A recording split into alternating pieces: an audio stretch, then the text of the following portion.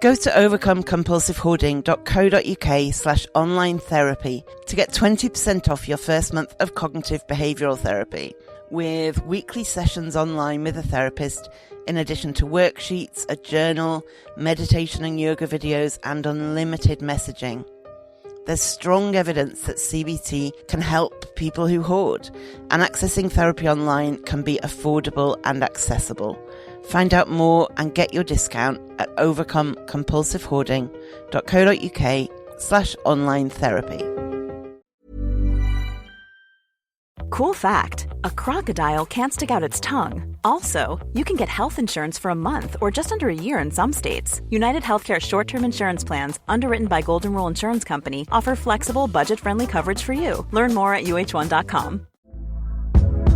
Hey there, it's Michelle Norris. I'm host of a podcast called Your Mama's Kitchen. When I travel, I'm usually looking for a way to find a taste of home when I'm not at home. And one of the things I love to do when I am at home is entertain. And Airbnb allows me to do that. When I was in California recently, I rented a house that had a great kitchen. And when we were sitting around the table, we were all thinking, we're in someone else's house. Someone could be in all of our homes as well. If you have a home, but you're not always at home, you have an Airbnb. Your home might be worth more than you think. Find out how much at airbnb.com/host. With LinkedIn Jobs, we tap into a network of more than 1 billion professionals to help you find quality professionals quickly and easily for any role you need. Marketing wizards? Found them. Software engineers? Found. That project manager I could never seem to hire? And found. LinkedIn Jobs quickly matches your roles with candidates with the right skills and experience. In fact, 86% of small businesses get a qualified candidate within 24 hours. Post your first job for free and get started at linkedin.com/spoken. That's linkedin.com/spoken. Terms and conditions apply.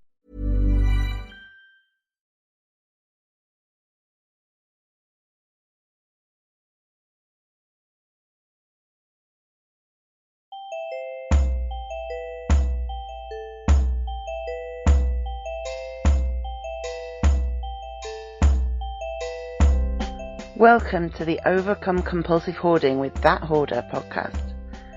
I am drowning in stuff and trying to find a way out. Listen as I explore the issues and delve deep as somebody profoundly affected by hoarding disorder. Find out more, including links to subscribe to the podcast, at overcomecompulsivehoarding.co.uk, and follow me on Twitter at That Hoarder and on Facebook at facebook.com/That Hoarder.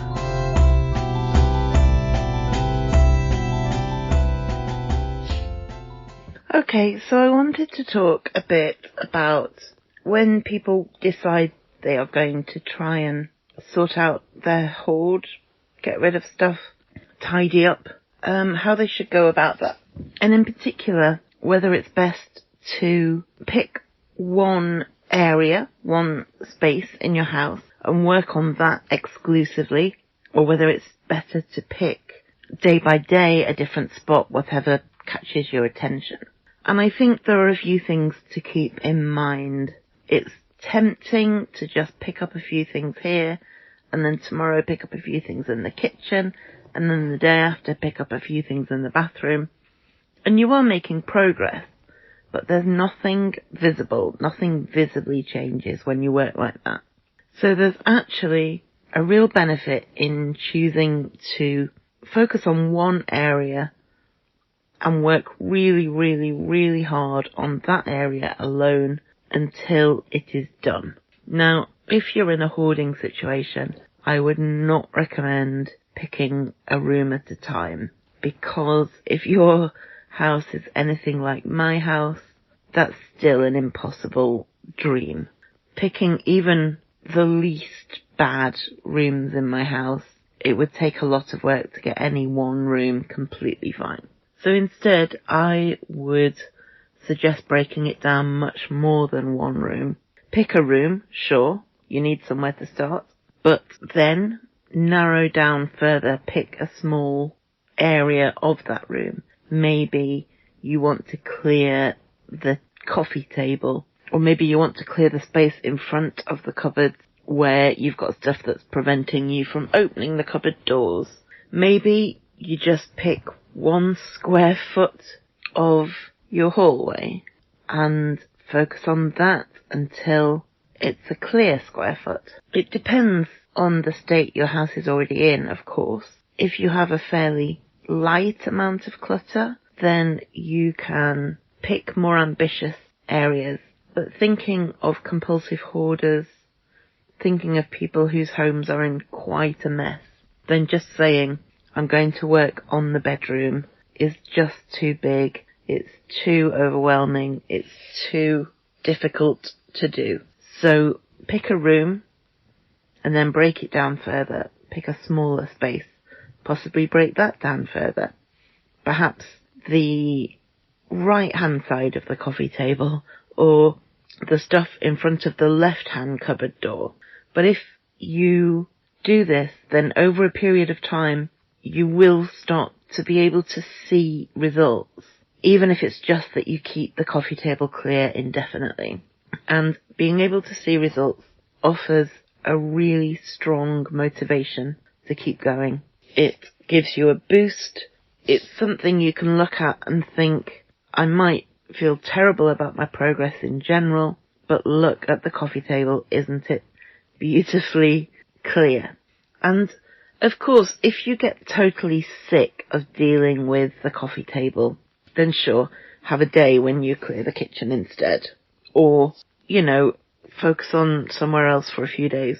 But I think there is real benefit in terms of just encouraging yourself to keep going when you can see visible results. And you only achieve that kind of ongoing change by focusing on the same spot again and again and again.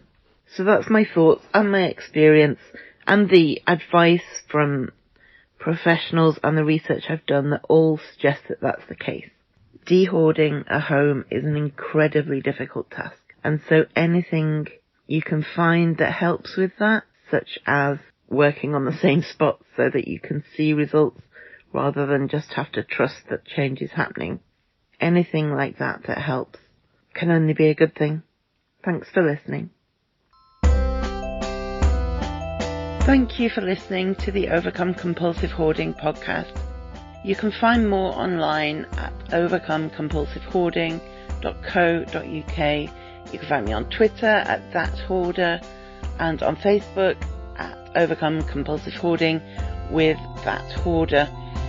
To find out more about how you can support this podcast and the overall project, go to overcomecompulsivehoarding.co.uk/support and do subscribe to this podcast so you make sure you don't miss any future episodes.